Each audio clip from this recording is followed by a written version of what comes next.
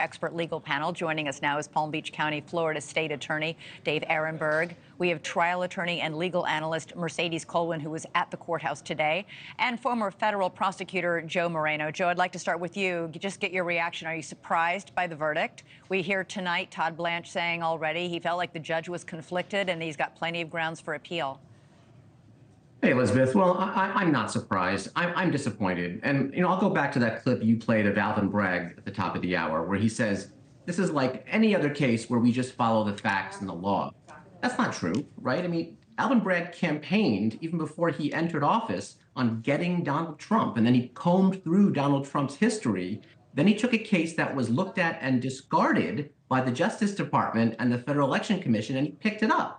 Then he indicts it just in time for this year's election, even though it was at that point 6 years old. So look, we can debate about the merits of the case, and I think it's replete with error, but let's take a step back at the average American looking at this.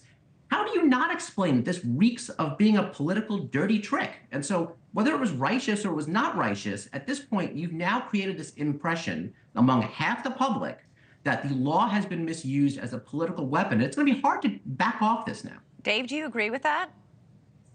I respectfully disagree with Joe. I think that Trump supporters will be motivated by this. Nothing motivates the MAGA base more than grievance and martyrdom, and they're going to stick with him no matter what. But I think for the small group of undecided voters, I don't think this helps Trump in any way. And I do think it motivates Democrats who haven't had a lot to be motivated about. I mean, look, when Michael Cohen went to prison, he was going to prison as someone who did this for Donald Trump. And yet Donald Trump escaped any responsibility because he was president at the time. So the law giveth and the law taketh away. I mean, you can correctly complain that perhaps he had a target on his back because he was a former president and despised in Democratic circles. At the same time, he got so many benefits that no one else does. I mean, he violated the gag order 10 times.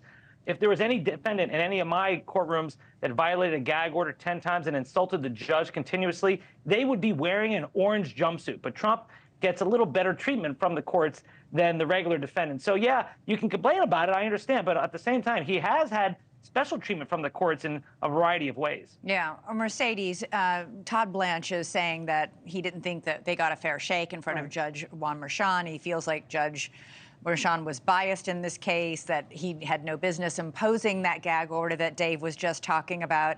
Is this enough for an appeal, or are there other things that the judge, other rulings the judge made that might be fertile ground for Trump and his lawyers? Well, they're definitely going to look at a couple of things. One of the key points of the appeal, and I'm going to talk about it because it's a little interesting, it's all about the choices that the jury had in terms of the underlying predicate crime.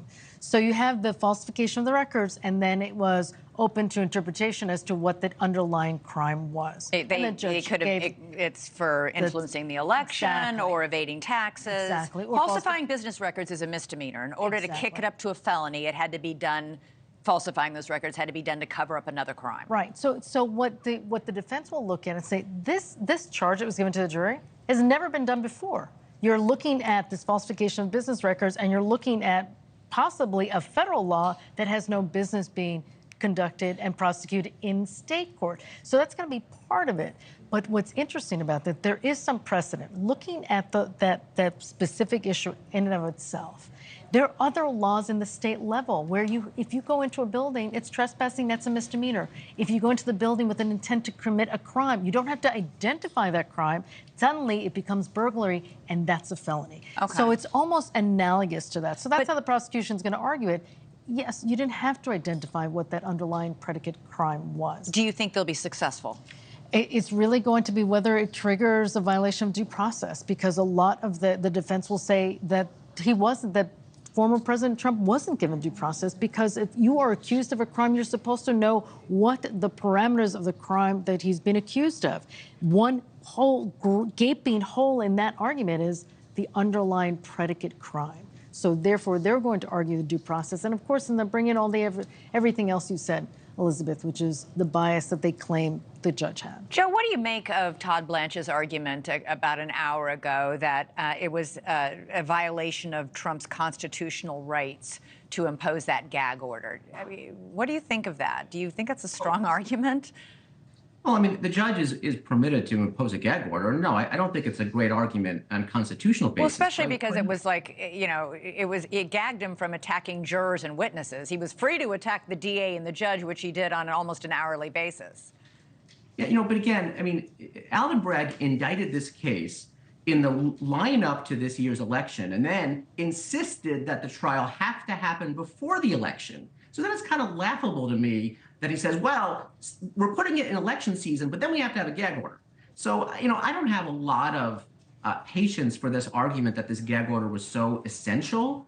That being said, I don't think it'll get struck down. I think Judge Merchan was within his rights to do it. But I would just point out again that it was only necessary because the prosecution timed this case the way it did. Yeah, Dave, the sentencing is set right now for July 11th. This is literally just 4 days before the Republican convention, which Trump will probably use to his political advantage. There's a variety of options here. He could face as much as 4 years in prison, as little as probation. There could be fines attached. What do you think will happen here? Elizabeth, I think it's either going to be probation or perhaps some house arrest. I don't envision him going to prison for this, although it is possible. Judge Merchan can take into account Trump's behavior at the trial, his lack of remorse, his 10 violations of the gag order. That can all be taken into account. But I still cannot envision Trump wearing a set of steel bracelets as a result of this. I still think he'll get either probation, possibly house arrest. But whatever he gets, it'll be on appeal, and he is not going to be serving any time or any penalty until well after the election, if at all. Mercedes, very quickly, how do you think Todd Blanche did in this case? I know that you were once asked to represent Donald Trump. You turned it down because you thought he might be an active defendant. It's difficult for a lawyer to do his or her best job with a client who's insisting things be done their way. Yeah, I was asked in the civil trial, the Jean Carroll case, I was asked to represent former President Trump. It is very difficult to represent someone who is such an activist in his own right. It's his liberty at stake. So it's understandable why a defendant might want to have a big voice in his defense, but you have to listen to your lawyers. We were here when we talked about how Costello should not have testified. Yeah, that was a huge mistake. That was clear that it was really, I'm sure, at former President Trump's urging that he did. All right. Mercedes Colwin, Dave Ehrenberg, Joe Moreno, great to have all of you and your legal expertise. You are the best. Really appreciate it.